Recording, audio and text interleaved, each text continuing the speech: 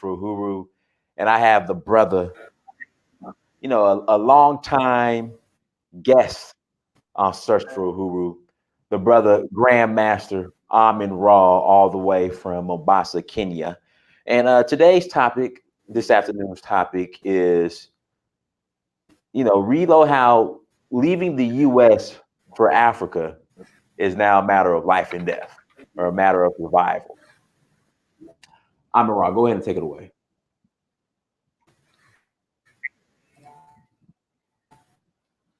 Amin Raw, you there? Hello? Amin Raw. Everybody in the chat room, if you can hear me, please press 1. If you can hear me in the chat room, please press 1. Hello? Amin Raw, do you not hear me? Do you hear me, Amin Raw? Do you hear me?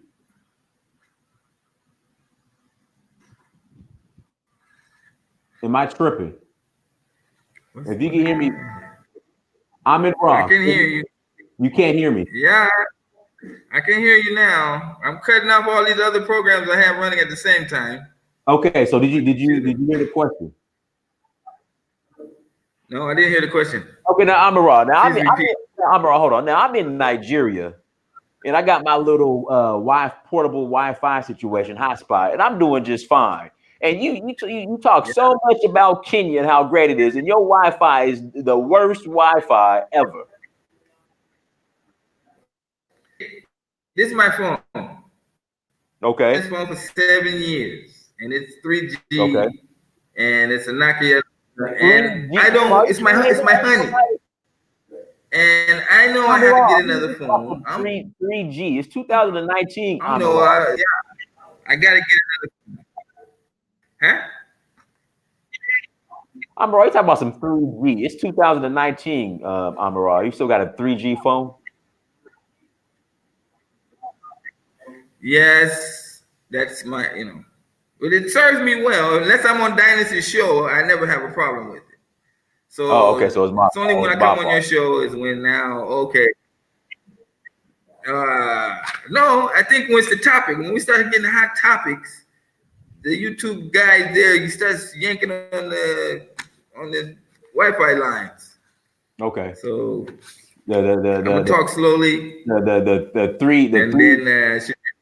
The 3G Wi-Fi line.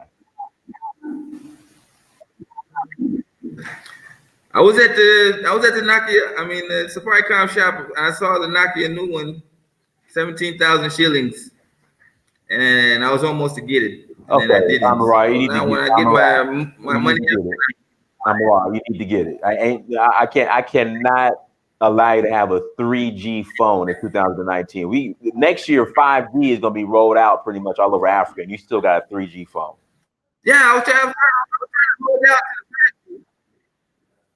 Huh? I was trying to hold out to the 5G come. Okay. But, I'm normally not attached to material things, but the phone is my baby. Well, what I'm saying, Amara, it's not materialism. It's time to upgrade. That's like, you got a CD player and you got MP3, and you refuse to get an MP3. No, I upgrade. I got a new monitor. I got Windows. I mean, my business depends on me keeping up to date. So, but like I said, the phone usually works only. Okay, all right, it's my fault. Okay, it's my fault. Okay, all right. So while leaving America is becoming a survival option, that's the show. Amara. While leaving America is becoming a survival option. Go ahead. Yeah, and I wanted to make a reference to your previous show. I don't know if it was the previous one where you had the guest on, and the guy was talking about polygamy. Mm-hmm. And he was saying that for the first time, somebody was actually recognizing that there is an obvious depopulation. And I think this, like I said before, I had predicted that people would be start to realize that when they take away your black communities, they couldn't do that if you had a growing number. So you have to have a reducing number for somebody to actually come in, gentrify your community almost out of existence. And we're not looking at this thing from a serious point of view yet, but I think now we're starting to do it. So the brother was saying that use polygamy, get more wives and have more children, and then that made me think about that. Even if you have more children, they would still be born in the United States with all the problems that exist here. It's the same problem I have with Dr. Umar Johnson.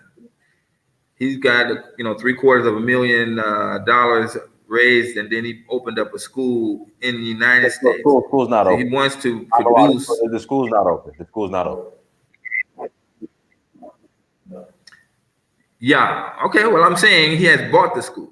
I don't. Okay. And yeah, I know what you're saying, but I'm not talking about where the guy. I'm saying what the guy is doing by having a school in the United States where he's going to bring in what he terms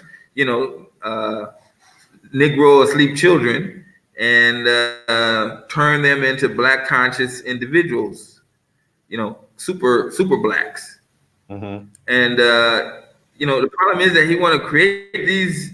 They go to the school, maybe they go for 4 years, he graduate them, they're super black now, they're conscious, they're got their natural hairstyles and all the things he's saying is what they're going to do, and then they're being graduated into American society, back into American society. And I think it's like, you're doing zero work, because America has 400 years worth of oppressing us.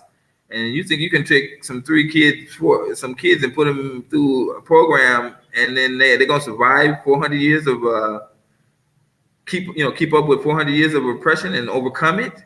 I don't think so. We're already losing the battle. So that's my point. I'm thinking, like, if he took those kids, made them black, brought them into Africa, modern Africa to be exact, then they would be a lot more beneficial to us, and even expand our landmass, you see, as far as where we can go as Black Americans. Because you can have a province, or even a little area where in a modern city, and blacks that want to come can actually go where we are, and provided that there's a lot of opportunity there. Unfortunately, some of these places that they're picking for us don't have a lot of basic opportunities. So this is my point. Rahh, let me ask you. Rahh, so do you think being conscious in America is hustling backwards? You're already, you're saying we're going backwards. Yeah, you're wasting your time. You're wasting your time. You're taking your kids to college. That's a waste of time, because America is going in a different direction, and it's going down. China is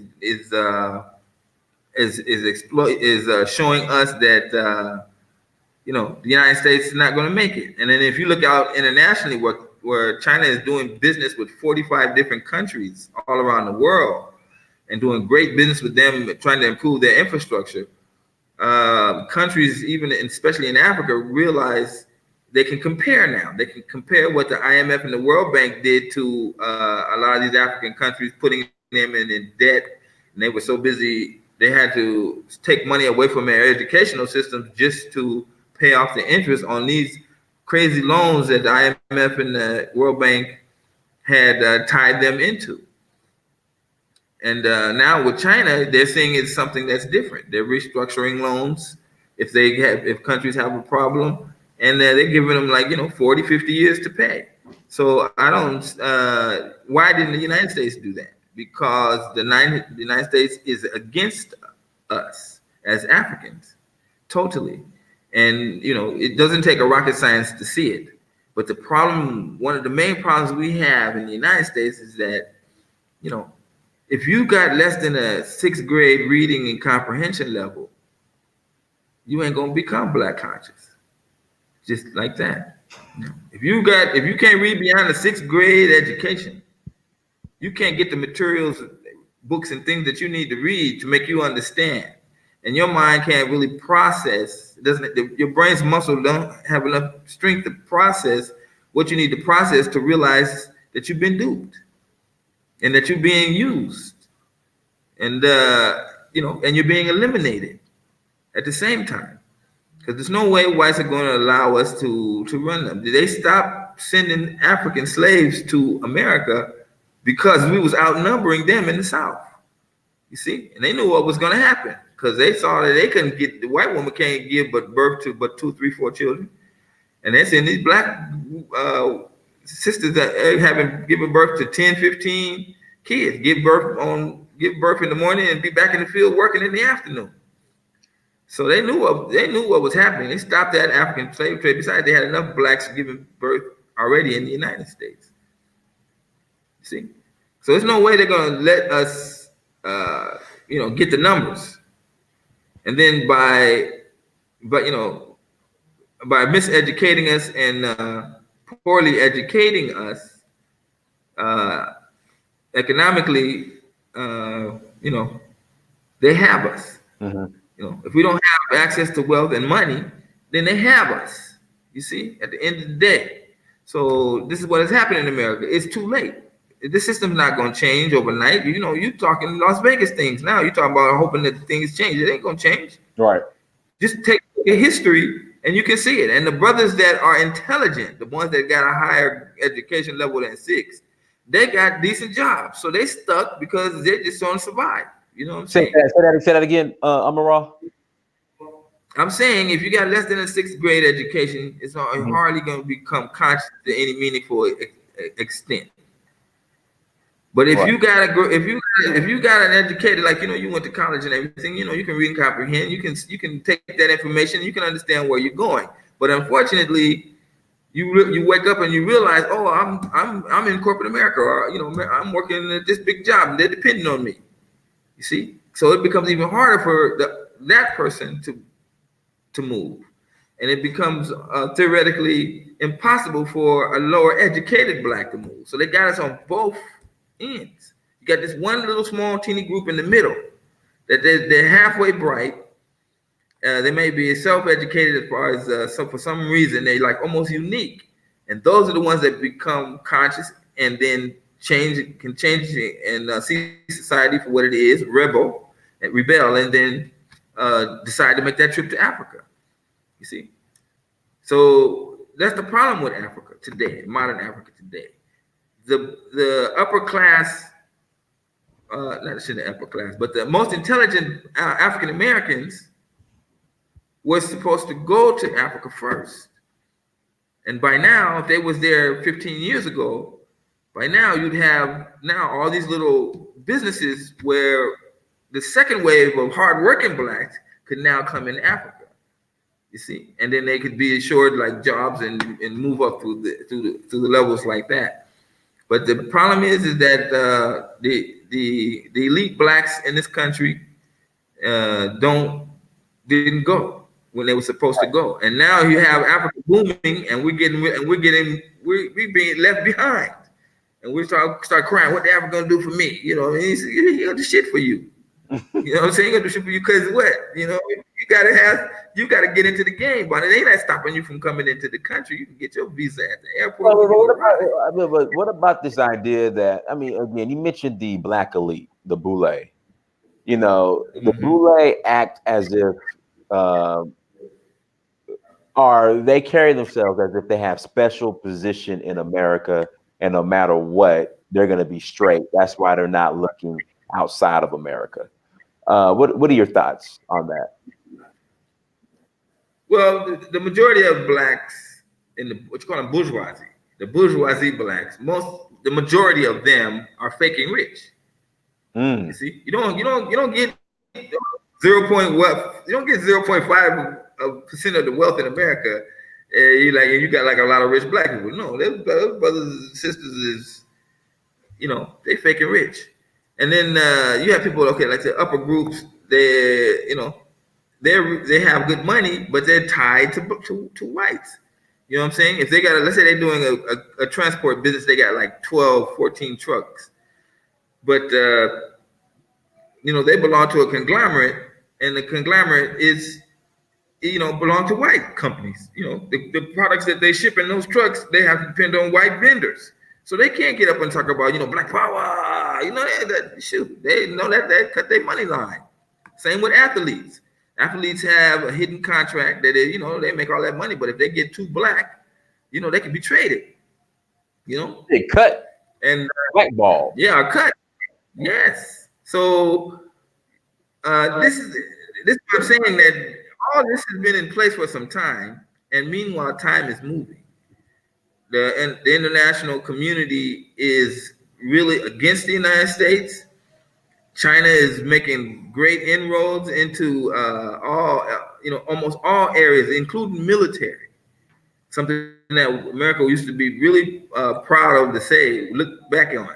But where China is taking its money and doing investment deals with other countries, the United States is still spending a majority of her budget in military. And you can't. The military is what's keeping the dollar strong. It's keeping what? The dollar strong, the military.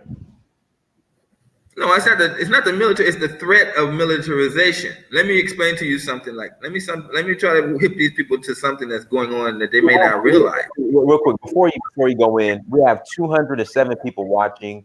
Everyone who's super chatting, thank you so much for the super chats. I greatly appreciate it. Make sure you hit that like button as you come to the forum. Please hit that like button. I greatly appreciate it. Thank you. All right, go ahead, Amara. Okay, I need to make a pitch. I have a little small channel now. I'm trying to be like the. Hold on, somebody said, Anita's educational page. Will America allow us to renounce our citizenship if we owe student loans? The answer is no.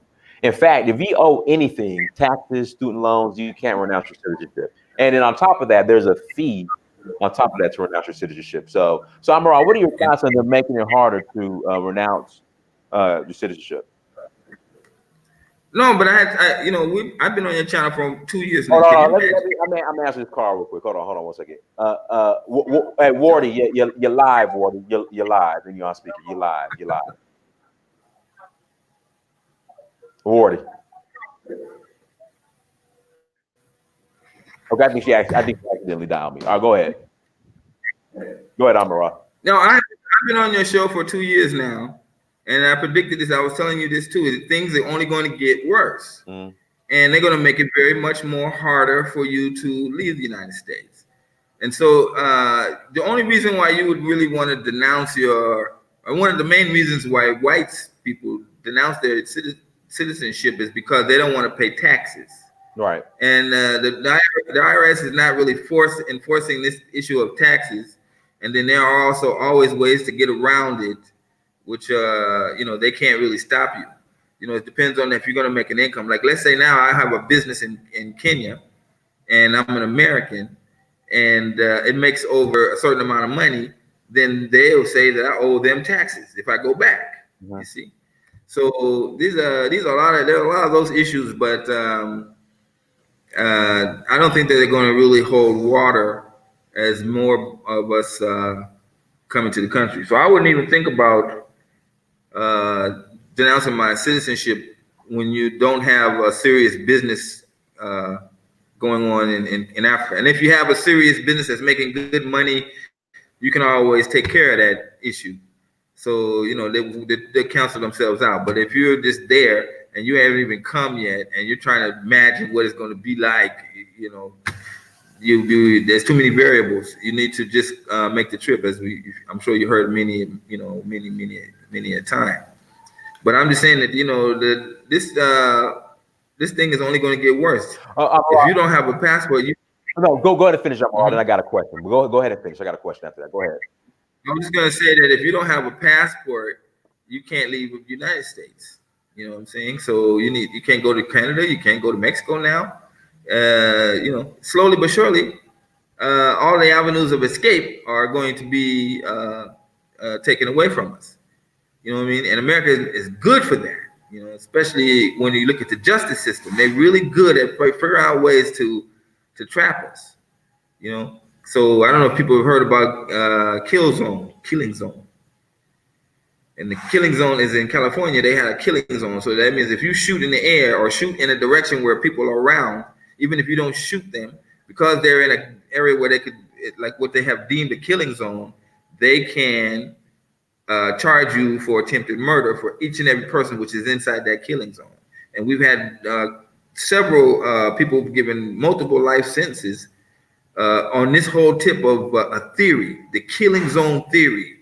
And recently, the California Supreme Court finally announced that they were going to try to relax make it harder for judges to use this killing zone theory. I mean, prosecutors to use this killing zone theory to imprison black people, which are 85% of the killing zone criminals that's in prison today, from being prosecuted.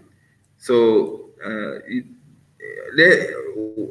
if like I said, you have to have above a sixth grade education and comprehension and reading in order to start to understand what's really going on.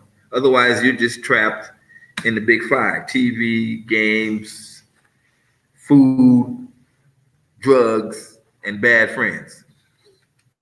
I'm a Ross. So people who are here in America and they have real estate, home, you know, possessions of that nature. What would be your advice to them during the next, years to come?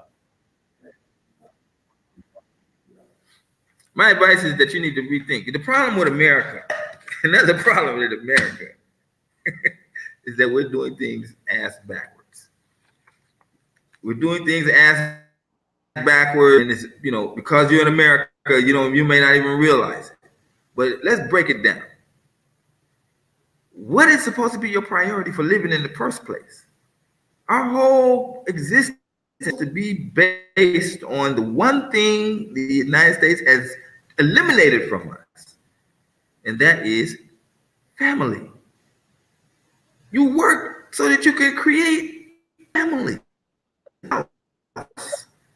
so that you can have a family.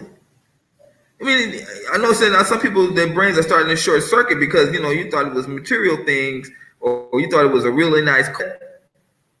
As you get older, and I'm blessed to be 61 years old, still got my faculties and know how to type 60 words a minute.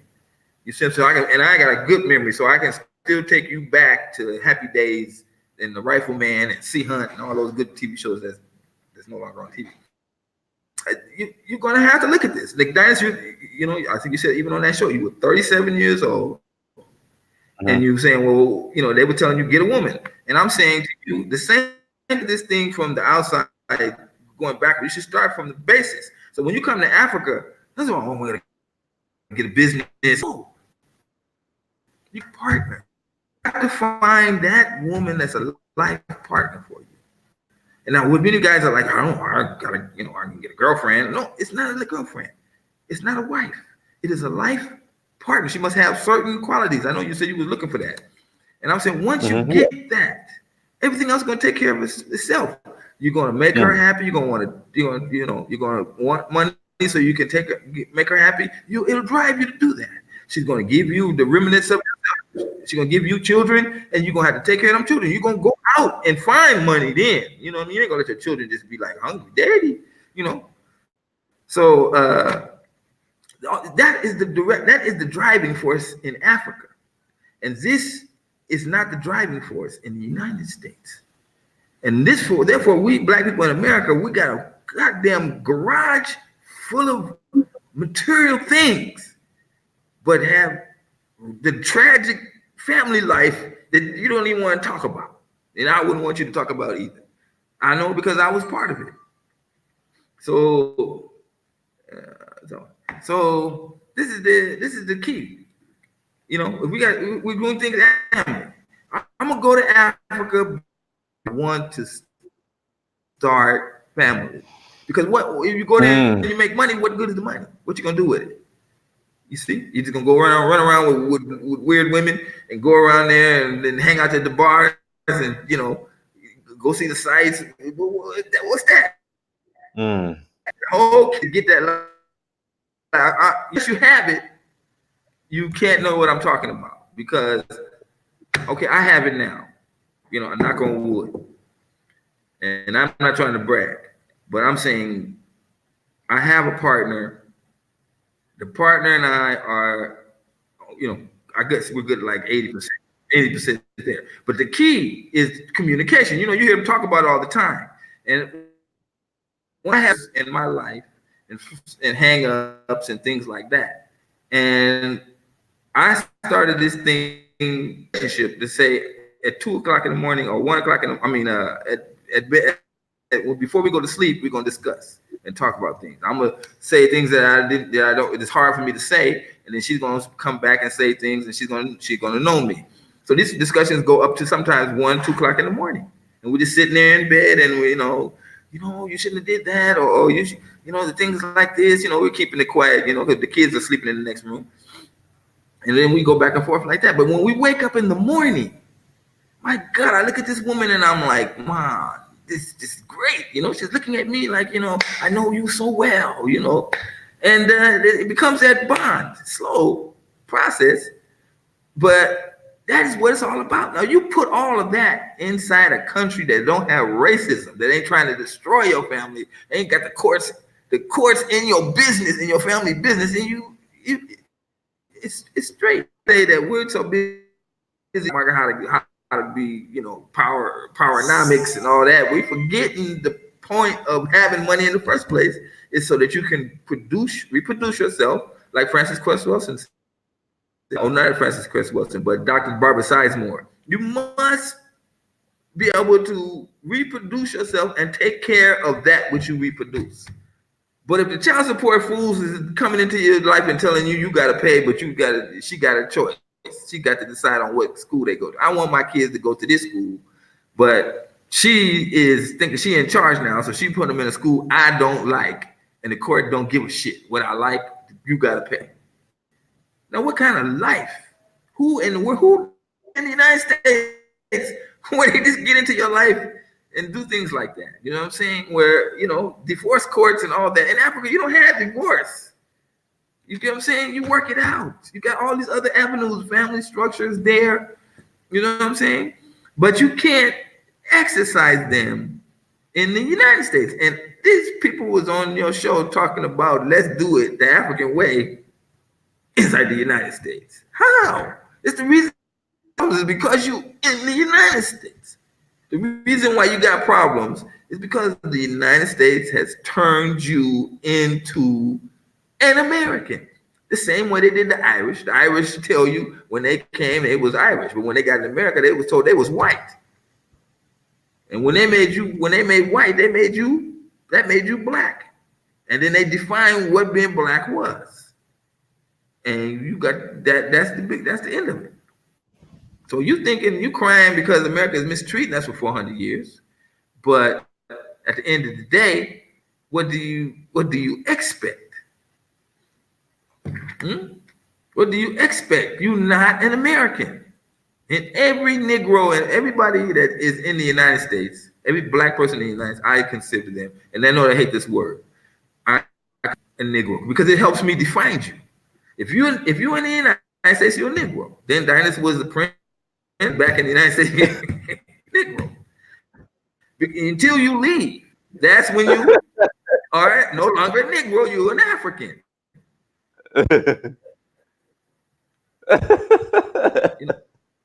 Seriously, Hey, so the minute you have guests on your show. You have guests on your show. They got all these solutions, but all these solutions are based on being in the United States. I want to do this. We go to real estate. Can you please wake up? Talking about real estate. Real estate the property got to rise in value for you to make money on the property. If that's not true, is that true or not true? It got to rise in value. Now you got a fucking house in the black community or no black community, in the black neighborhood or in a raunchy place. it don't increase in value because the people is not around or they don't care. So you got the house for 20 years, it still costs the same amount and even less because of inflation. You see? So you're thinking like the property value rises based on the population growth. And America's population growth is below 1%. So where are all of these people getting these properties? What? How? It's impossible. You wasting your time. 30 years, you just be seeing properties, back and forth maybe. But even that is a struggle. Most people fail. So I don't. Now you take that 0.7% population growth in the United States, and you start flipping properties there. Now guess what? You learn how to do properties. Now take that to Kenya, where the population is increasing by doubling every 25 years. Have you seen the properties value in Kenya, how they jump? You'd be shocked. That's all over Africa. And because of that, that's all over Africa, no matter where you're at.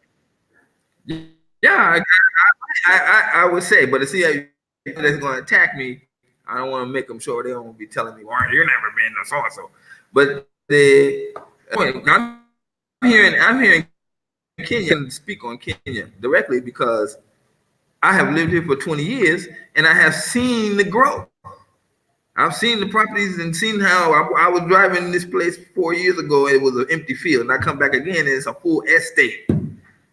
50, 60 homes. I'm like, always, where did that come from? Mm-hmm. Even not far from my house, where I used to cross this to get to a friend's house, and now I had not. The friend moved, so I never been. So I happened to go probably across that area just by my house, across the area, and I got lost because I'm wrong. After I'm going to ask this question, but finish your statement. For African Americans who say they're going to fight right here and do it right here in America, and says that you're assaulting them by making that decision, what would be your response to that? But finish your story, then answer that question. No, I'm finished the story. I'm just saying that I got lost and I had to backtrack my way back to where I knew where I was because they had built all these estates in that one space. Anyway, yeah, good luck. You're gonna try to go and what purpose? What is the end game of fighting in America? Make whites love you after you beat their ass? You get killed by white people?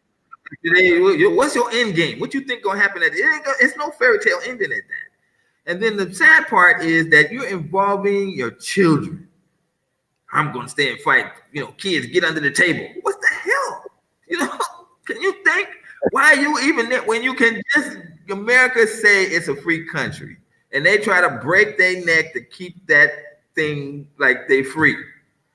So that's why if they wish they could change that shit. But because they're a free country, they complain about other countries not being free. Because they say they're a free country, you got an avenue to escape. Passport, go to the next country. Now, you rather stay and fight for property you ain't gonna own, or your children ain't gonna pass down to your children. You're joking. They got laws, they got ways to stop us from having generational wealth transfer to generations, from one generation to the other. To the point now where the next generation gonna be poor. I'm sure you heard it, poor than the next generation. You just sitting there like, okay. And then what's gonna happen 10 years from now when your kid want to go to college or is just coming out of college? And there ain't no jobs.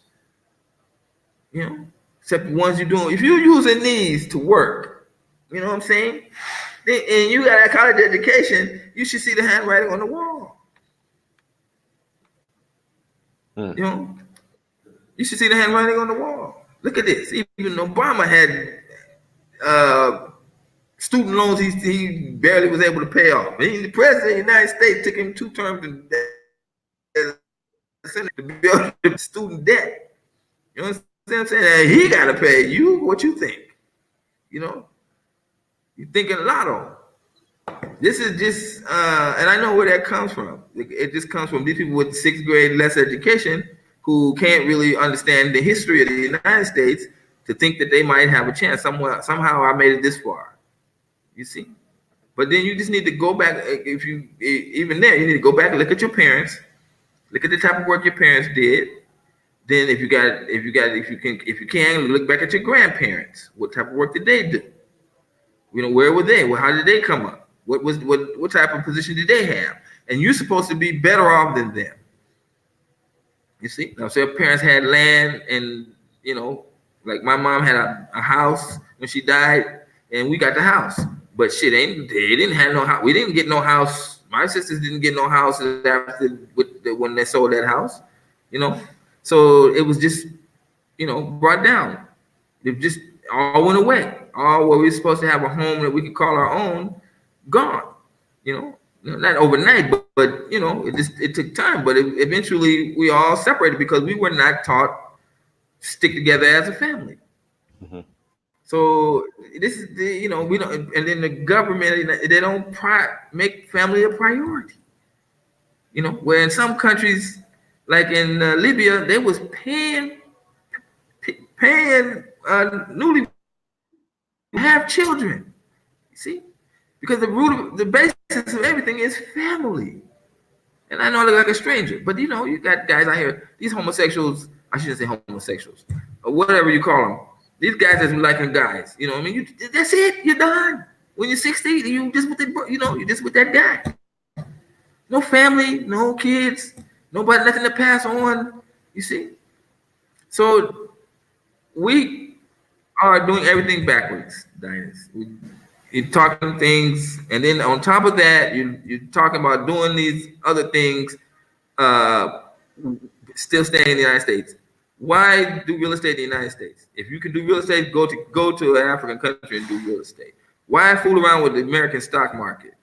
If you get a stock, well, you can go to Kenya. Kenya got a stock market. Nigeria got a stock market. You know what I'm saying? There's no reason for you to look into the future and see that you're going to be better off in an African country than you are going to be in the United States. It's mistreating us, and it's treating us even more every day as we go. Mm-hmm. So these are the type of things that I'm talking about on my channel. Guys, let's hit that like button. We have 345 people watching. Make sure you hit that like button in the chat room. Greatly appreciate it. Hey, Amarad, did you hear about the black people going crazy over the Popeye chicken sandwich? You hear about that? Yeah, I get the same news you get, brother. You know, they gonna make chicken. They making Popeye. Popeye made something like $66 billion. They make $6 billion last year in revenue, and I think they got something like I don't know 100 million worth of free marketing because Negroes is there talking about their chicken sandwich. Now, who owns Popeye? It's a Canadian-owned company. Well, So Amarad, where your money? let me say this now, and a lot of people might disagree with me. Hank Aaron owns just about all the Popeyes as far as franchises here in the Atlanta area. So, I mean, what are your thoughts on that? Since that a lot of that money is going towards his franchise. Frank Aaron is a franchisor where he has to pay money. I don't know if it's called royalties or what to the Canadian big country. So he's gonna pay his workers better than the regular Popeye workers. That's the only way he can really do something for black people there, because they just getting a resume to say, I sold chicken, I cook chicken, and I sold chicken at Popeyes. That how that gonna help in the future? You see what I'm saying? So there's and then he could be they could be letting him do that in Atlanta, but I don't think that's the case in California as far as no. Like I said, he owns. Hank Aaron owns like all the Popeyes in the Atlanta area. Yeah, but you see, there's a lot more Popeyes than ones in Atlanta. But next time you come to Africa, man, I want you to put a plastic bag, put some Popeyes chicken, tie it up. Then when you get to Nigeria, FedEx that chicken to me, man. No, one of the problems of being here. I ate at Chicken Republic in Nigeria. Chicken Republic's off the chain. That's what I eat. Okay, here in Mombasa where I stay, we have broiled chicken. They don't have fried. They have fried chicken in Nairobi, and here they broil it. They come when it gets about 8:37, not even 8:30, 7 o'clock in the evening when traffic dies down. These guys pull out their grills on the roadside, and they've been there for many years. And they grill chicken right there, so you can't walk down the road without seeing them. And it's You know what? I that chicken need. is a bit healthy. I need some. Now, Choma. That's what I need. I need some. yeah, that's another. I need some choma. That's what I need. Some choma. Yeah, they got it here too. I mean, Mombasa is more like Tanzania. Mombasa is more like Tanzania, where they in the evening time people come out, the vendors come out on the road. They've been doing that for a century. They just all buy. In the evening, they come to them till they turn it area. It used to be 2 guys broiling chicken there, but now there's like 10 guys literally broiling chicken. You can just see the population is growing and business is growing like that. Now we just had a chicken in. Is there a chicken in? I don't think so. Chicken in. I did a video on YouTube channel. This is my YouTube channel. If you see my name, Amin K. Rahh, if you put that hashtag behind YouTube, you will get my channel. And I did a video. They just opened up a fast food place here in my neighborhood. So like those guys that are doing the broil on the roadside, they're there. And then they're like, you can walk about 1 minute. Let's walk.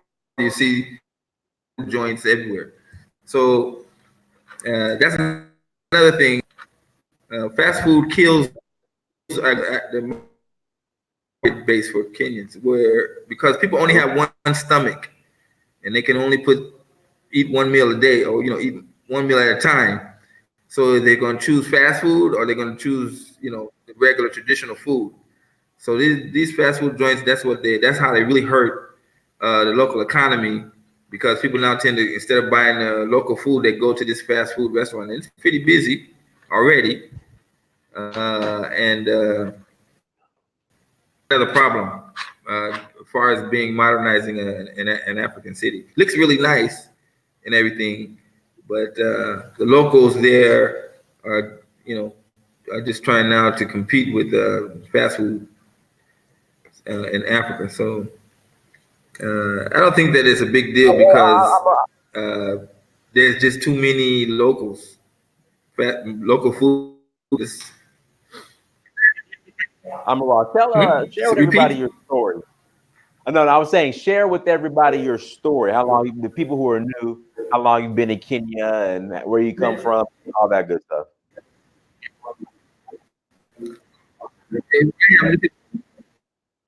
Okay. I've been coming on to the 20 May 17, and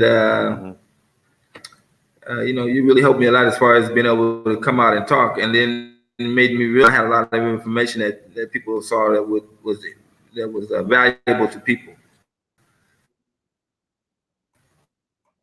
So I started I'm in K. So I'm saying, share with everybody your story. Yeah, I'm saying. Okay, go ahead. I'm sorry. Go ahead. Because I'm going. Okay, go ahead. I'm sorry. I apologize. Okay, so I'm saying we started to do this because people had interest in what I was saying. So when it came to realize that I had been living in Kenya for 21 years, that makes people look up and say, okay, let me see what this brother is saying, because I'm like the epitome of what we're all talking about. At the end of the day, you must be able to see what the end game is. And as I'm saying, the end game is not going to be in the United States. History proves that. Even if you go to histories of other countries, that had slavery, at the end of the day, if you look at them today, the country that was where the slaves came from is doing better than the country that they was enslaved at, because the population becomes lazy, utilizing slavery, and then they have to depend on more slaves. So this is why you see a lot of the immigration going on. But in the case of the United States, we're unique in the fact that when they stole us, they stole a regular African and put him on a ship with, like, let's say they put 100 Africans on the ship. Then they went across the Atlantic for 4 months. So when they arrived, only the strongest of the strong survived that journey. So that filtered out all the weak Africans. Then from there, we were put into slavery and tortured and beaten, and then the best of the best survived that. And we in America, especially, are a product of the best Africans that Africa could produce. You see, so this is why we have a lot of greatness in us, and this greatness, damn the fact that we black, that we got the greatness, the fact that we black, that puts the fear in white people. But because we are the way we have been developed, it's even more so. So this is what I'm saying. Hey, my brother. So Hey, this is what I'm saying. So now, yeah, man. Why are you always wearing the same red shirt? I was thinking, I've seen this video. And it's the it's like, that's my no, it's image. a video. You gonna remember? Hey, remember the guy with the red? Yeah, man. I was like, damn, man. No, you really freaked me out, because I was like, I know it was another video I was looking for, and every time I saw the red shirt, I thought it was the same video, but it was actually, you was wearing the same shirt anyway. But anyway, happy to see you. Nice, good to see you. So anyway, Danny, that's mainly my story. You know, I'm born in Los Angeles, California. I was a track star, and then I got into computers, and then I tried to be a LAPD police officer, and I was racism out, and that was the start of my journey with how can white people do me like that, and I didn't do nothing to them. And then when I became black conscious, I realized, oh, and by Ashwa Kwesi. And there in 1986, I was going to travel to Kenya, and it took me 10 years. So once I made the journey, I had a home, and I decided that instead of using the money to go back home, I was going to use all of Africa. And visited 6 African countries by road, and lived in South Africa for some time, and all at the point of researching and seeing if this place was, better for us. As I said, my channel was 11 years old. My Facebook channel is over 9 years old now, and I wrote a book, Black Man's Guide to Moving to Modern Africa in 2005. So where we are today is what I was talking about back then, and I was able to say that we should. Back in 2004 and 3, after I had come back from my journeys, and I wrote the book, I was like, what inspired me is the fact that it was the best place. And then when I did more research, I realized it's the only option that we're going to have is to come to Africa, because you could see, when you saw how good it was, and then you start seeing how America was portraying and the West was portraying Africa, it was like they was desperate to make sure we wouldn't come. So when you look at that, you can always say, okay, that's a point. So I see these brothers, you had your brothers on there. I felt sorry for them, because they was like, oh, you know what, we got to do like this. We got to get into real estate. Oh, we got to get into, the stock market. I got an empire, blah, blah. You got an empire in the United States and you black? You fool. You know what I'm saying? You foolish. Because that shit can't last. It cannot last. What black got an empire in the United States in real life besides on TV? With that, I'm around. With that being said, what are your thoughts on Ebony Magazine and what happened? What happened with Ebony Magazine? Besides, John Johnson sold his mother's uniform. Started. They sold it. They shut down. They went bankrupt. There's no more. The Ebony Jet, all of it is gone. Yeah, I saw some new news. Off the planet. Black Americans in the United States. We're dying off the planet. I'm say it again. We are reducing in number and we're dying off the planet. Whites in America are losing the battle for supremacy as far as being the number one economy.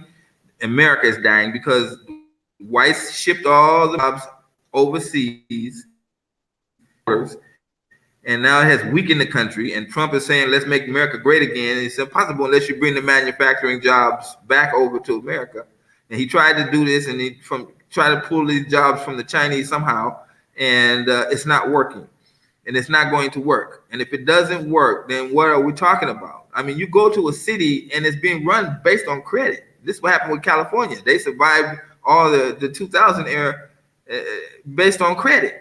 And so the country became, the state became in so much of a financial crisis because, and this is indicative of what's going on all through America. You know, all of us just got credit cards and you got this debt, and you're just seeing like, well, whatever happens at the end of the day happens. What happens at the end of the day is not pretty, you know. And everybody's saying there's going to be a great recession coming, and they're actually, if you're quiet as it's kept, they're hoping for the great recession to come. I know you're hoping that it comes so that everybody, all companies crash and all your debt is forgiven. I know what you're thinking. If not that, then reparations gonna come through. So, and neither one of those goddamn things are gonna happen as long as you know, the monumental, what's that thing called, the maritime fruition thing, where you got a number, and that's how they know you, by your number. As long as they got your number, no matter what happens to the economy, if it crash and burn, they're gonna come up with your numbers when it revive and say you owe me this. So you're joking. The only solution is to figure out an African plan and leave. And psychologically, it's a benefit to you, so that when they come and tell you things like your son is going to get 11 life sentences because we think he was in the killing zone area of shooting when somebody shot some guns, even though we don't have witnesses to prove that he was the one. But we're going to arrest him and give him 11 life sentences. This is a guy in prison, 11 life sentences. Teenagers. They're not even. America is the only country in the world that executes teenagers. The only country in the world that executes teenagers. Why? Many of them black guys, many of them teenagers is black. You think whites would be standing for that if it was only whites? No. They're getting us as young as they can. And if they can throw you in prison at 17 and keep you there for life, lifetime slave. Lifetime slave. Let me read this comment to you. This Amirah's solution is find a woman in Africa and live off her labor. In the USA, the property doesn't have to increase in value to make money. Passive income doesn't require that. It just requires people to pay rent. Value in a property only matters if your objective is to sell that property. What's your and then it's frustrating because we can't go to Africa broke without a plan to survive. I'm sticking to my plan because it's logical and possible. What's your response to that statement, Amirah?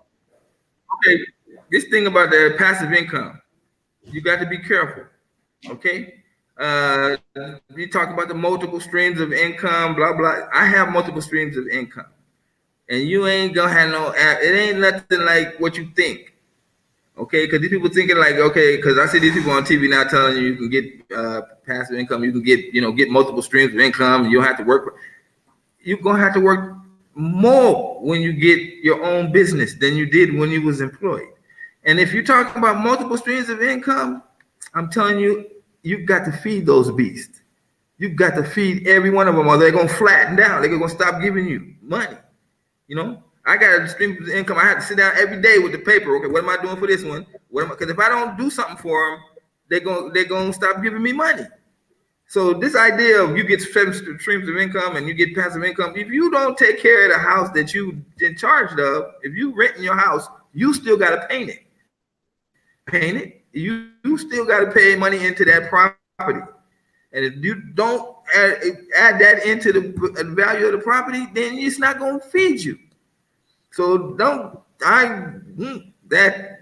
This other thing about I got to have, like, I'm just on the line with somebody, a friend of mine, talking about he gonna come to Africa when he make 5 million shillings before he come to Africa. You're just making up a plan that you achieve. achieve. So that means you just making it plan so you know you're gonna never come to Africa. You should just straight say, I'm not gonna come, rather than say, I'm gonna wait till I get $50,000 before I come to Africa. And you ain't never seen $50,000 in your life, before now. So that's just jokes. You don't need all that. What you need to do is come with the realization that you're gonna start at the bottom. Now, the person that said the shit about the woman thing, okay, he's just trying to come up with some statements. We beyond that. You know what I mean when I'm talking about getting a life partner. Each family is unique in itself. Somebody's family, the woman is going to take care of the kids. Other families, the woman is going to work. So that depends on what you decide with your partner. Can I comment on that real estate thing? Go ahead. I had a house. It was practically brand new. It was maybe like 8 years old. I have my own house, but I had an extra house. I rented it out. The problem is it doesn't always stay rented out. And when you buy a house, when you first buy it, you're almost upside down in it like you are with a car. So your rent is just covering the cost of your mortgage. So unless you had a big down payment, which most of us won't, so your rent's going to cover most of your mortgage. So you're not going to start to see profit on renting until you're about 15 years into the house, when the property values do inch up and rent is higher. So that's not a short-term thing. Renting out houses is a long-term game. And I know this from experience. That's not going to get you to Africa before the Titanic sinks. Because I truly believe that by October 2020, when it becomes necessary to have your real ID, it's going to be hard to do. That's it. Okay, everyone, we have almost 400 people watching. Please make sure you hit that like button. Everybody who's super chatting, thank you so much for the super chats. Again, please hit that like button. We have almost 400 people watching. Hit that like button. All right, go ahead. This is why you're going to bring out people. And there's a difference between haters and then people that are being shocked by the message that we're giving, because it's like you're waking them up from a sleep. The first thing they're going to do is struggle. No, I want to go back to sleep. Yeah, but the fact of the matter is, all these ideas of what they're throwing out there, go to real estate or go, they got all these new the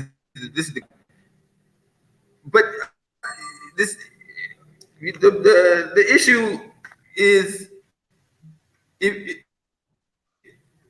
for 400 years, not just yesterday. Not that you're gonna find all of a sudden at the last minute you're gonna.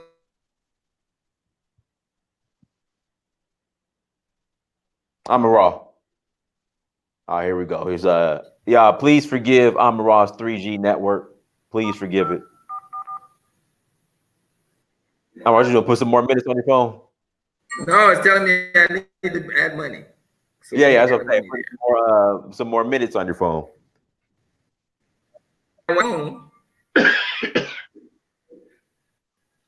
Hey, Dinus.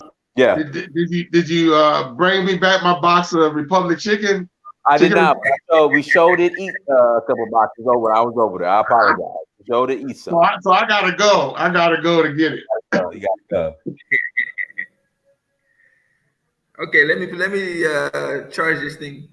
Recharge the money on the phone. So give me a minute.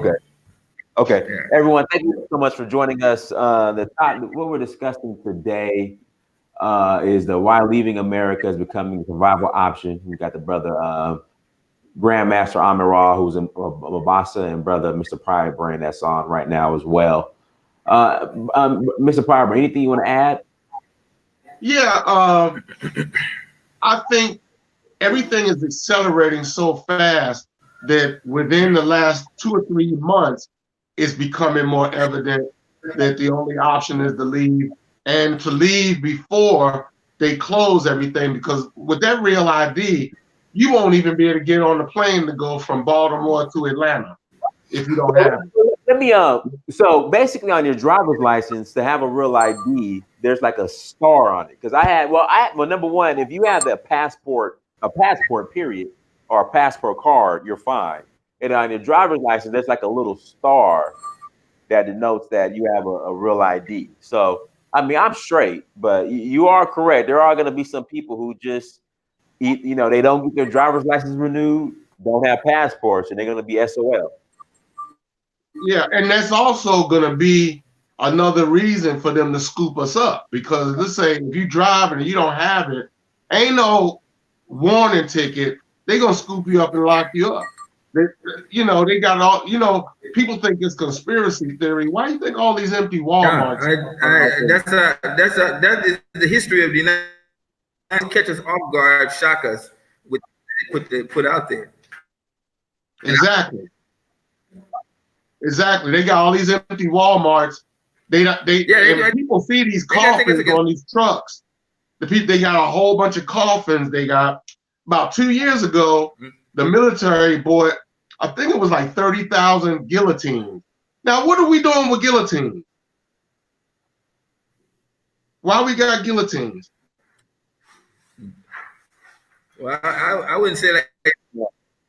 I wouldn't know about the guillotine part of it, but I'm just saying like this wall, the build in Mexico, Mexicans out. It's when the shit is the fan. That's the first place people gonna try to run to from the south, and they're gonna run into that wall. And that's what I'm saying. That when I did the research, I found that Mexicans are not even coming over to more Mexicans are leaving California than are coming. Now, if this information is available to me, obviously the government knows this, but this is not the point. They want to make it seem like all these immigrants are coming over to the United States looking for jobs. Mexico got 2 million from all of the trade agreement that they made with the U.S. So we too much, and that's why we say the number one enemy to Black people. Western mass media propaganda and entertainment. That's our worst enemy in the world. Yeah, we make fun of Trump because a lot of us don't have high school beyond 6th grade. It's sorry to say, and they depend on watching the news, thinking that they're going to be, and the news can lie to you. They can legally tell you it's raining when it's not raining, and then there's nothing you can do. You can't do stories which we all see today, and then we believe it. So you're watching CNN thinking that you're okay, but you're not. You're just being more and more brainwashed. Yeah, people make fun. They make fun of Trump because Trump hit you. They make fun of Trump because Trump turned around and said, "Well, you need your ID to go buy food," and people think, man, he ain't never bought no food. What do he need an ID? What he's doing is telling you what you're gonna need. What you're gonna need that. Watch when they roll out that real ID, you ain't gonna just be able to go buy food. And they think that that's a wild theory. Hey, Rahh, how much do you need monthly to retire and live comfortably in Mombasa? Rahh. Uh-oh, the 3G's kicking in. Rahh. Rahh.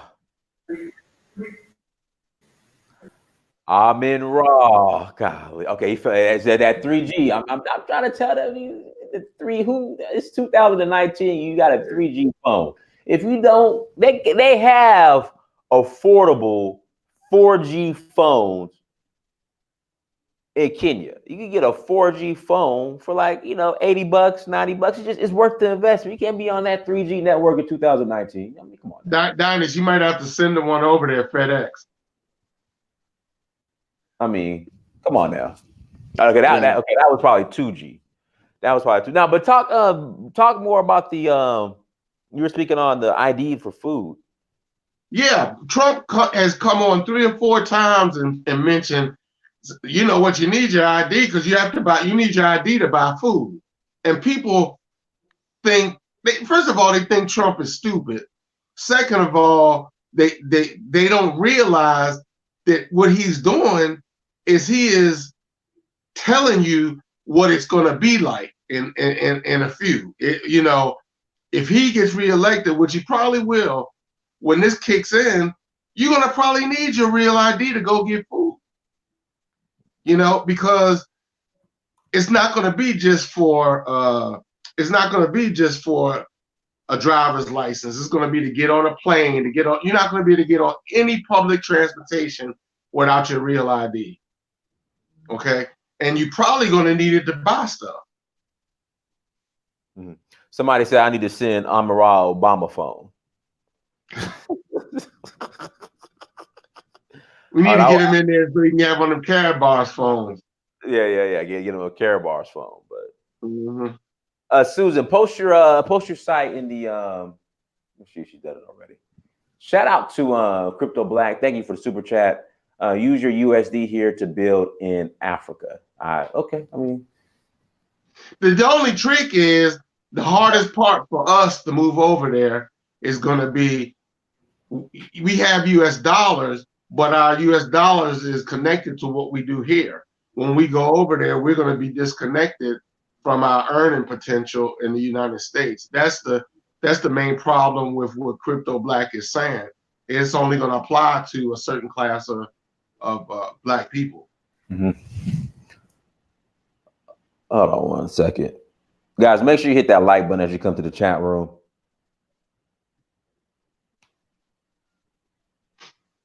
Let's see here. My brother says, I'm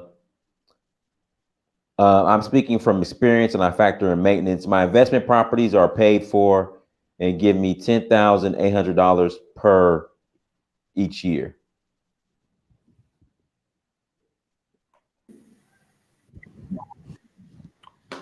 Amara, you with us? Your 3G working?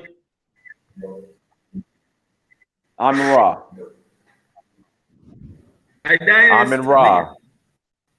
Okay, your 3G working?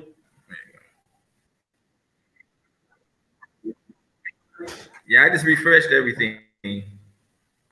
Okay. Hey, can you hear me? We hear you fine. You can't hear me. We all hear you, but you don't hear us. It's that 3G. I'm here. Oh, okay. It's the 3G, Amara. I'm not gonna allow you to come back on here. I hear you. You hear me now? I'm good. Do you hear me now? Okay, good. Okay. Did you hear the statement I made? Yeah, I can hear you. Okay. Yeah. All right. I just got on. This one is finishing the statement. All right. So listen, my brother says that my investment properties are paid for and give me $10,800 per each year. I want to say something on that because they need to stop doing that. This is what's keeping us in a bad trouble because you got individuals all that have success are going to speak up and say, I got this and I got that. And I can understand it. You're proud of what you're doing. You want people to know about it. But the majority of Black people don't have what you have. And I'm sure that you see that. You have relatives that got less than you. You probably have friends that got less than you. Maybe they're asking you for money. You got to avoid them. And these are part of the problem that come when you're in a society where you're amongst the people that are broke people. And a lot of our people that they have to be leaving the community, Black community. Like a lot of our successful rappers, they'll tell you their story. They say they can't stay in their hometown once they become rich, once they become successful. They can't stay there because a lot of family member problems, a lot of friends even want to shoot and kill you. Some of these rappers have even came out and said. So I'm not talking about the individual person to say like because you got wealth that means everything that we're talking about here on the show is nullified. That's nonsense. The majority of us don't have wealth. This show wouldn't exist if it was the case. If everybody was like you. You see, so because you, congratulations. But the fact of the matter is, the vast majority of our people are struggling. And while you driving down the road in your SRV, you see them tents on the side of the road like everybody else do. And so you just may be passing by, but in reality, that's us. You see what's going on with them, but that's us. And we can't be successful as a people if we don't recognize the fact that something is happening here. Now, it isn't going to be a mass exodus. I'm not looking at a mass exodus. So I'm talking about each individual do his part and say, like, I'm rich. I got this and that. But what about my children? Because you got children. So your children are going to go to college. And then they got their hand out looking at daddy. Daddy, what I'm going to do now? You done sent me to 4-year college, spend all that money now, it don't get me no job. Or get me a really low paying job. What am I going to do? You see? So don't wait till that happens. Bring them to a society that's thriving. Modern Africa is booming right now. The economists say that it's going to be booming for the next 50 years. China is supporting Africa. You got a superpower that is expand rapidly. Debt has to be there in order for you to. And Africa is utilizing its debt to build its infrastructure. None of the Chinese is only giving infrastructure loans under the World Bank, which was building luxury apartments and all kind of stadiums and things like, not stadiums, but other large apartment blocks that were not giving out any wealth. I mean, making any money for the country. And so these and this is why 75% of the business done with African countries is done with China. Now, because people talking about when the war break out, whose side the African countries going to be on? 45 major companies, including India and Russia. What side they going to be on when the war break out? America's?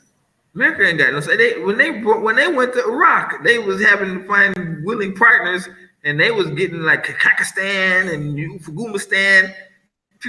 Nobody besides Britain, and you see Britain is in bad shape too. All of Europe is in bad shape.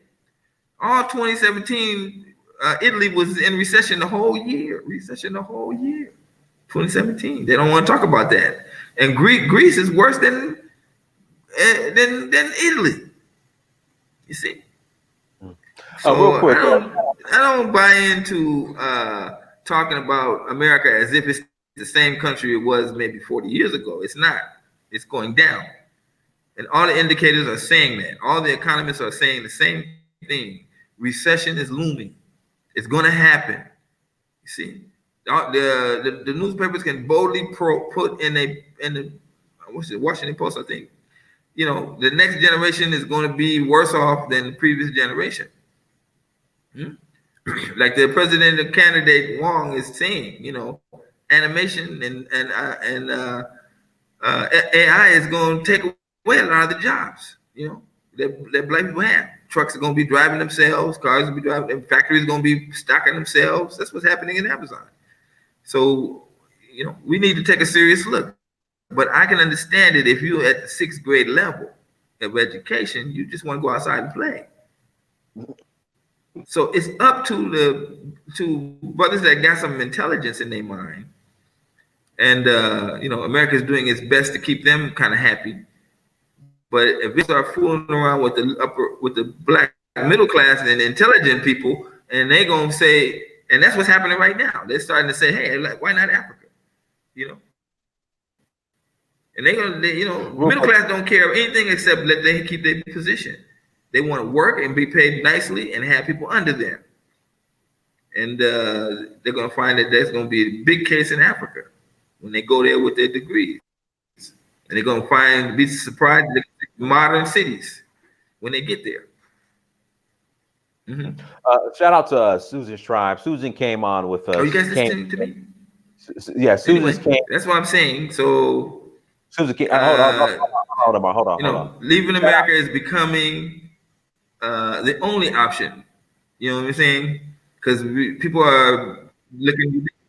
Maran, can you hear me? Can you hear me? People are looking ridiculous out there talking about Can't I don't think he can't hear me. Okay. Shout out to Susan Schreiber for Susan came with us on the tour to Nigeria. Guys, make sure you check out her site, I can hear you. Okay. Make sure you check out her site, tribedecor.com. Tribedecor.com. The link is right there on the screen. Please go support that sister. Please do. Let's see what else we got here. Let's see what else we got here in the chat room. Oh, is O'Shea in the chat room? Shout out to O'Shea Duke Jackson, everybody. Shout out to O'Shea, everyone in the chat room. O'Shea, Uganda. In fact, O'Shea, are you still in Uganda? I think O'Shea's still in Uganda. So shout out Uganda. So shout out to O'Shea in the who's in brother who's in Uganda. He said he missed his flight. Oh, he did? Damn. But to go back to America? Huh? I don't know. He told me, I asked him, was he still in Uganda? He told me he missed his flight. Africans was too slow. I was like, there's no hurry in Africa, brother. So, Anyway. All right, cool. I'm around. What have you? Me and Mr. Pryorbrand were talking about this. What have you seen in what developments have you seen in the last couple of months that have been red flags here in America, specifically for Black people? You mean like letting us know that it's time to go? Yeah. When you say red flag, we mean like red flag, like are we staying or are we going? Because it's only a matter of one or two things, which I said before. Either you believe you're an American or you're going to believe you're an African. You see, Malcolm X said the same thing clearly. You're either a house Negro or you're a field Negro. And that defines, every time I listen to someone on your show, they define themselves very quickly by saying, when they talk, by letting me know that they're going to be pro stay in America, or they're going to look out and leave to go to Africa. So this is where we're going to have to. This is the really defining point of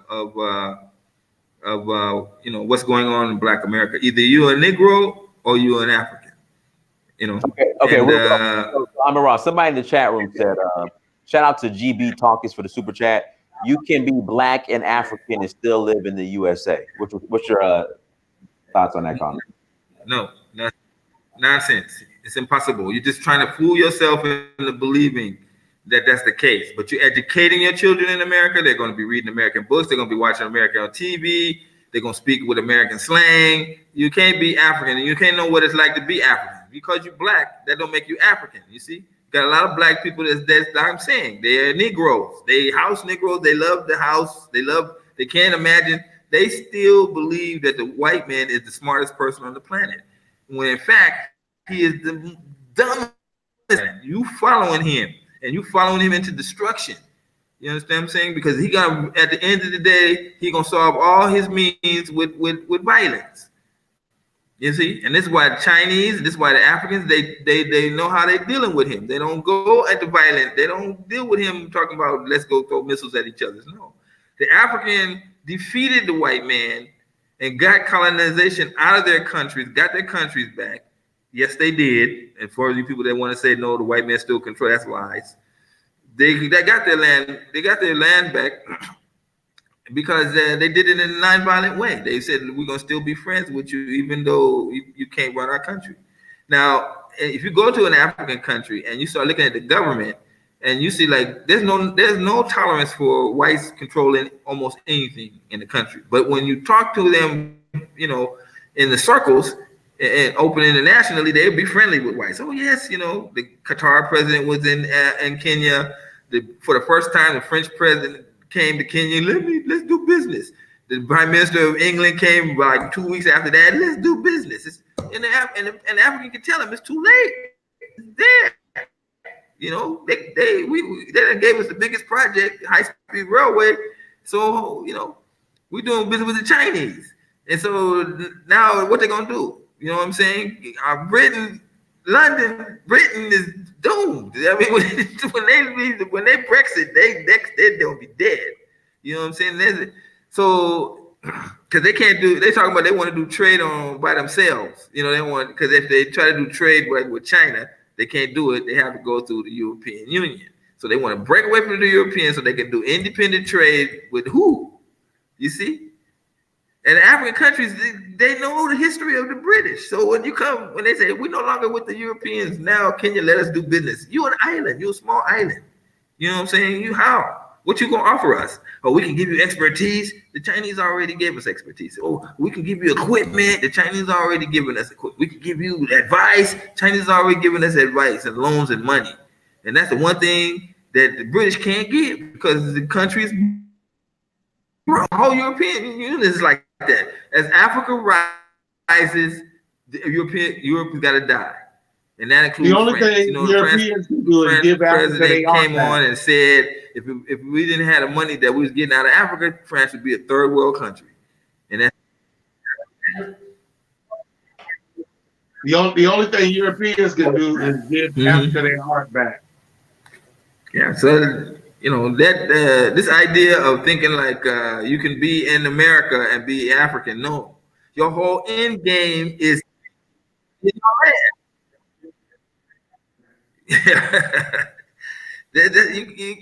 The whole end game of being African is to be in Africa. This is simple like that. You know, it's not like I'm gonna be African, but I'm gonna be in America. You kidding yourself.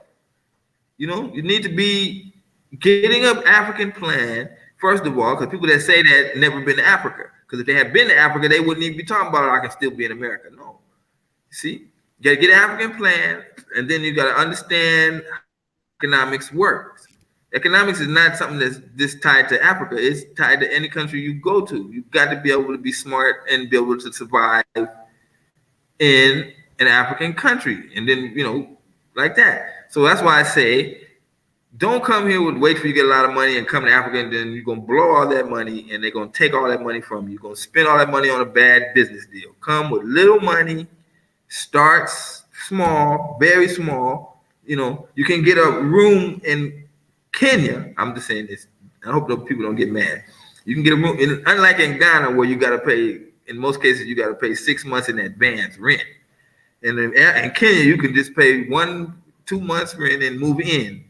And you can get, in Mombasa, even right now from where I'm staying, they have rooms for rent. They're very nice. And then, you know, it's one giant room and it's like a loft, you know, and you just put your furniture in there and your bed and, you know, and you pay something like $60 a month. I know, $40 a month. You see? Now, when you feel like you can survive and make $40 a month in Kenya, then you move up to the next level. You see? That's the smart way to go. But these people, black people, $40 a month. Yeah. My rent's going up, but I pay $60 a month.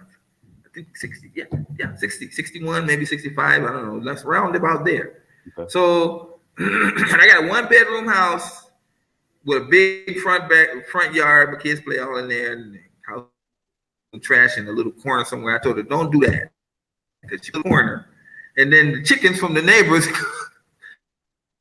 the neighbors raising chickens, and the chickens get out and they come start living in the thing, then this little spot. But anyway, yeah, you know, but my family's growing. We got to move soon up, and you know, we're looking forward to that. You know, moving to a bigger place. And well, I'm not really looking forward to moving, but not far. But you know, we have to because my kids are growing up. We, you know, bumping into each other in our little small house.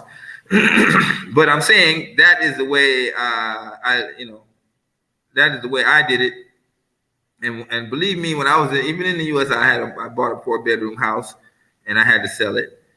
And then when I was in Kenya, I bought a. Hold on. We have. I lived in the best building in the estate I lived in. It was like, it's called Africana House, and it was like only the richest of the rich stayed in Africana House. And I was living there. And you know. And the rest of the place, every place else was lower. So when you come from Africana House, you know, want to talk to you, do deals, you know. And Amara, your new nickname's gonna be 3G. Yeah. but Guys, I hear please hit you. that like button. Okay, please hit that But now like you button. pause. We have 457 I hear people you. watching. We have 457 people Well, watching. Make sure you hit that like button. Make sure you hit that like button. We have 457 people watching. Please hit that like button. All right, go ahead, Amaral. Amaral, go ahead.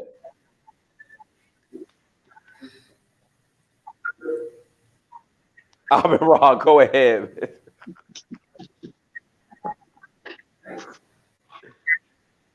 okay, yeah, 400 people. Then I'm living in Kenya, and I is now. I'm here in Kenya. Can you hear me? We hear you Yeah, I now. think you got a delay over there. Ah, You're hearing late. I think You you got got a a real delay. it's that 3G. You got a 3G you can't delay. hear me. You have a 3G delay, Amaral. It's a 3G delay. 3G. That's your name.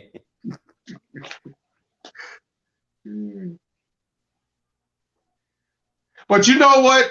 Actually, it's a cool thing because Amin Ra is showing that you don't have to be You guys are materialistic doing that over to there. me. We like to have the latest and the greatest. Amaral was like, Yeah, we have to have the latest and the greatest.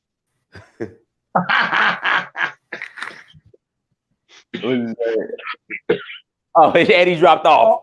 See that 3G delay. Because here in the United States, we have to live to a certain standard, or we feel we're not making it.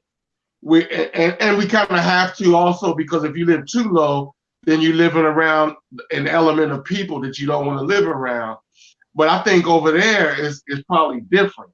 You know, you can live minimalistic and still be around decent people. Mhm. Okay, hold on 1 second. All right, Amiraj is back. Amiraj, is your 3G phone? Are we good on your 3G? You need to reload your 3G phone? Okay. Okay, you guys, that's enough. No, don't my Nokia phone is feeling bad now. She's trying to give you guys service. Okay, I'm gonna use this. I'm gonna use the stick next time. I'm gonna use the 4G stick I have. My son went with it, Why didn't you use it but today? We hear you. okay. Wait. Anyway, I'm not used. I'm used to Hangouts. This one is kind of. Nah, that's your that. Nah, don't But don't anyway, try to blame. okay. So anyway, I was saying, I've been living in Kenya for 20 years now, and I didn't just come, because I was just like a tourist or whatever like that. I came on a mission to see if it was possible for me to not only live here but to raise a family. Because my original goal was to come here and hope that my woman and I would reconciliate, and she would bring our kids here, but that never happened. So I had to create a family with a new partner from Kenya. So during my time here, I was able to amass easy living based on what I love to do. And I grew from one student to now it's almost like higher. Although that thousands of students travel extensively throughout the country, doing promotions, doing seminars. September the 6th uh, in Nairobi, and then we have also martial art tournaments. And the tournament, if people know what martial art tournaments are like, I was able to create a league of tournaments, only martial Kenya, and it's in its 20th year and still expanding. So there are great opportunities here if you know how to do business. That's for sure. To come with the right mindset, start small. That's my professional advice. Start small and build your way up. You'll appreciate each level that you go up better than if you start up high and try to make it. No business lasts forever, except for Coca-Cola. Our Motors, you see where it is today compared to where it was. You see what happened with Apple. You see what happened to Microsoft. You see even what's happening to Ace and what happened to Facebook. So these are business last forever. So if you're talking from that point, then you really 1% area, and there's no sense wasting your life trying to make that 1% because you'll be at the top, and there's nobody. When you're at the top, you have no peers. So when you have no peers, it's not to say, yeah, look at my success, help, it's not. We get that, and we see all of these guys being successful on TV, and we think that's what we want, and we try to achieve it. It's not. What you want to be successful is to have a great partner and have great control over your children and be able to give them a good education and these when they do go out into the workforce, and they will leave you. That's a fact. They'll grow up and they will leave you. I'm looking at my children now. I'm with my son. He's 18. He was born here in Africa, and he got out and come work with daddy in business, and he's learning more from me than he could ever learn in college. And you see, another thing that is happening in the United States is like Google and Apple have announced that you no longer need a college education, a college degree, to join Google. And now, what's that say to all the people that went to college? You understand what I'm saying to you? The whole mode of education is changing. You're not seeing that either. So if you're not getting in major business at a young age, then and you're just older, then you have to educate yourself somehow. And I would have to say Google is the way. Now I'm a programmer also. I don't know if you guys are you hearing me? Yeah. Okay, I'm okay. You could just say yes. So I'm a coder, and I develop code now to do my education program at ccgate.com, cc-gate.com, and to a problem or some coding problems which are always there, I can go to Google and I can really figure it out through Google. Whereas if I didn't have that, I would have to learn how to code. It's not necessary anymore. So we have to come and see, as Black people, if we were really on the ball, we would really be taking advantage of this new wave of education. And specialized education is the way it is. Even Bill Gates is talking about it. Education is the key. So doing my family on wood is that I raise my children. I decide what they're going to be, or what field they're going to get into, or what field I'm going to train them in. Then train them in that field, and then put them to work. And at the same time, constantly saying to my children, when daddy get old, this is me, daddy. Yes, here's a lollipop. Get this instilled in them because we're going to get old. And then the way it works in Africa is that the young take care of the elders. And I'm experiencing that now, from younger guys coming and helping me. And when I'm looking around and I carry a bag. So, but when you come to Africa, these, stuck in an old folks' home, break up a family now, you can do that. Now, it took me a while to do it here, and just to share with everyone, I was 51 when I started my family, and I know I'm gonna keep myself in great shape, because my wife is very beautiful, and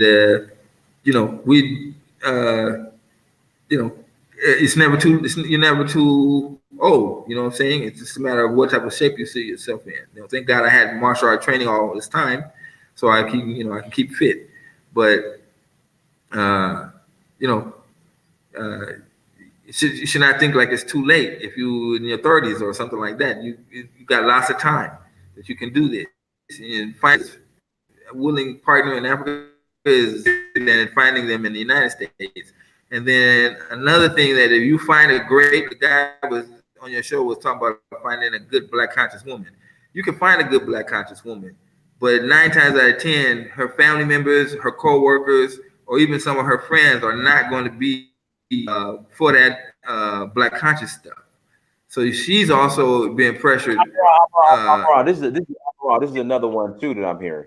A lot. I have friends who have conscious women, and it goes both ways as far as the women and men. When it's time to even travel to Africa, the conscious ones are backing out. Their partner.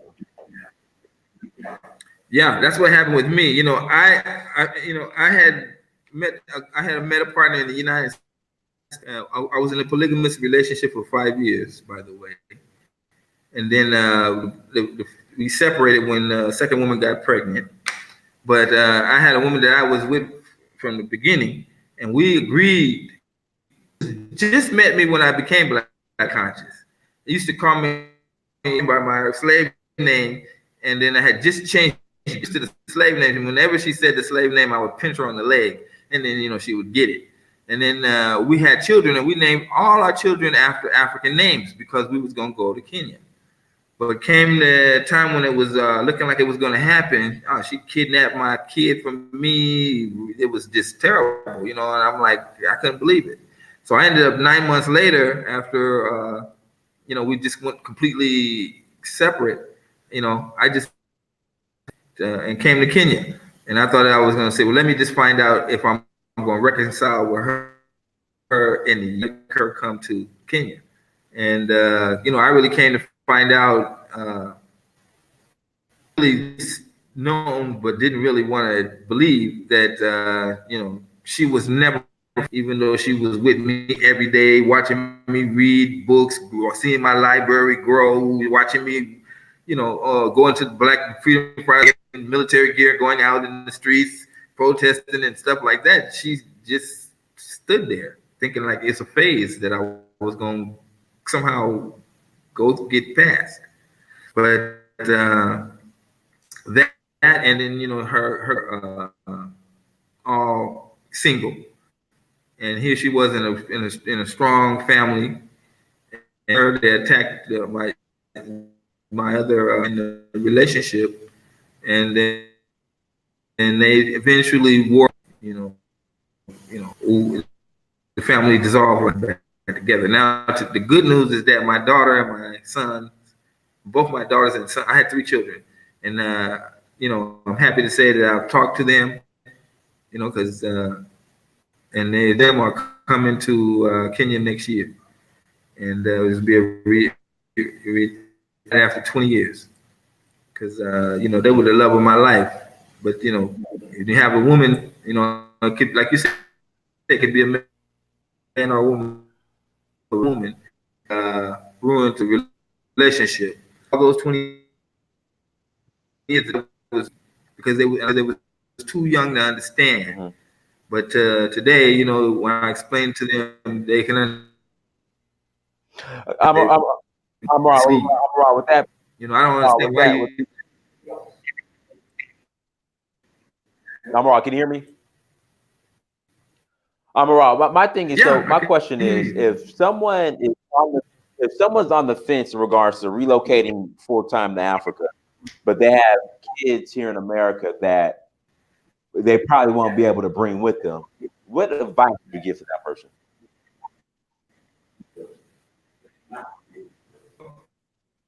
Love them before you leave. Love them before you leave, and then when they're old enough to understand, they will follow you. Like if my son and it'd be my daughter's like 20, 28, and she's got a kid of her own.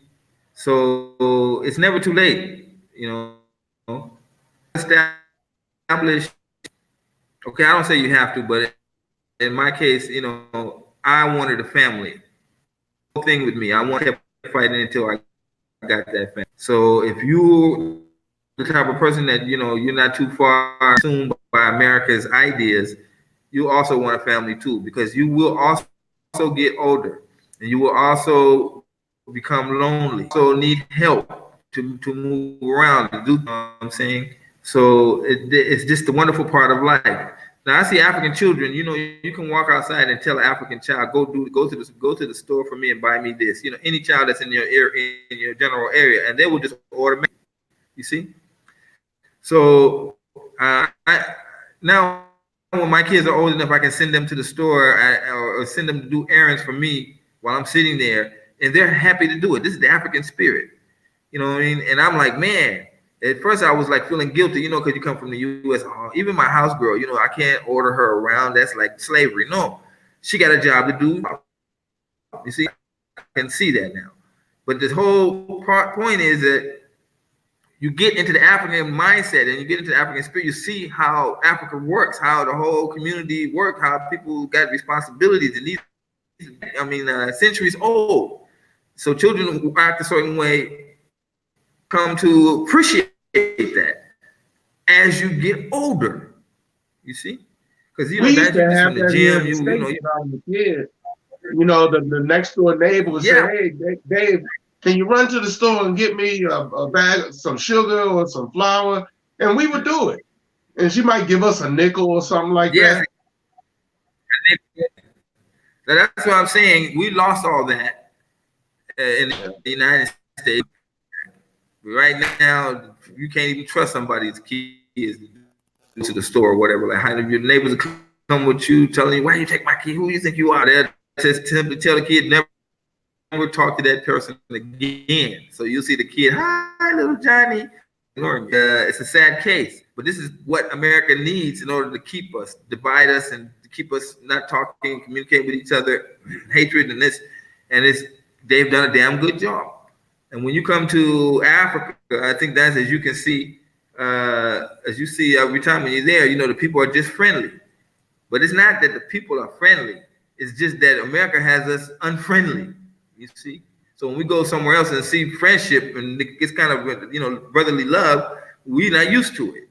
You know what I'm saying? They must be trying to, they're talking to me in the front, got their hand in my back pocket. You got to be checking your pockets, And I still have remnants of that today. And it's in most of it's, you know what I mean? Because if I just wait, work themselves out. All right, cool. Yeah. Well, brother, Mr. Firebrand, if you have anything you want to share, what we're going to do, we're going to go ahead and close out. But anything else you want to share, go ahead, Mr. Firebrand. Yeah, I want to say that don't be scared to try. I think everybody has to travel outside the country at least one time in their life. And if you don't want to leave, hey, that's everybody's choice. I'm 58 and I want to leave at my age. I can't take it no more. I'm trying to work out ways that I can have a income, and I don't have to have a huge place or a big. I just need enough. If I can live like I'm living here, I'm on disability, I'll be okay. Because it's too much to have to deal with all of this racism, with to the point where we Black and we see a Black person walking down the street, we don't even want to speak to them. That's just too much to have that. We can't have a family because this European mindset done got into us men and got into our women where we are diametrically opposed to one another. And it can't be fixed because this society won't let it be fixed. The women are listening to Beyonce talking about single women and survivors and all, but yet she's married, and we buying into all of this, and we worshiping Jay-Z. Jay-Z he owned a football team. Well, what that got to do with us? He's not owning a football team. Yeah, he's not. But that's the way we thinking though. Okay, he's in there. He's got a seat at the table, but he's not speaking for us. Ain't no seat at the table. Yeah. Yeah. So that's just my thought. If we can find a way to get over there, and do our coming together over there, because over here it's just not going to happen, and it's going to get to a point where if we're not preparing, it's going to be too late, and we're not going to be able to get out. We're going to be in the pot when the water starts boiling. Right. Amir Rahh, anything else on me? Amir Rahh. Amir Rahh, anything else you want to share in closing? Amir Rahh, anything you want to share in closing? Yeah, well, is there like a delay? Why you keep repeating? But anyway, yeah, I just wanted to say that I really, I always appreciate you having me on as a guest on your show. And I know I'm a CEO, but so many brothers get with me and tell me that the information.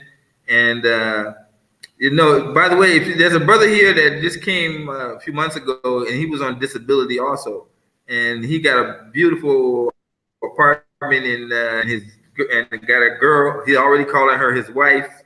And I called him the other day, and he was telling me, man, my in-laws are here, kids, and and that's what you talk. That's what it's all about.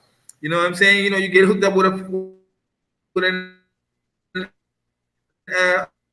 family. It may not be your blood, but your name. And if you there for you when you get too old to take care, and that day is coming for all of us.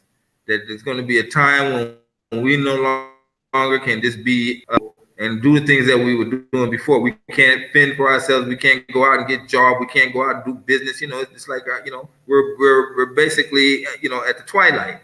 And when that happens, there's no old folks homes in Africa. There's going to be somebody to take care of you if you have invested, properly into the socialization of being, socializing in Africa. So I think the best thing, finding a simple place is so easy, and you can't run out of food. And long and you make friends, and another thing is that because you're help you just on that, people want to get to know you, and if you work it out, they can walk past you on the street. That's just not really the case. So that's what I wanted to say, and I just wanted to tell people again that I started a little small channel. It's YouTube / Amin K. Rahh, what you see on the screen.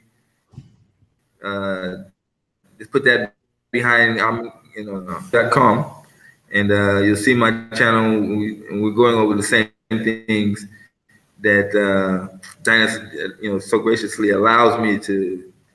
I'm a bit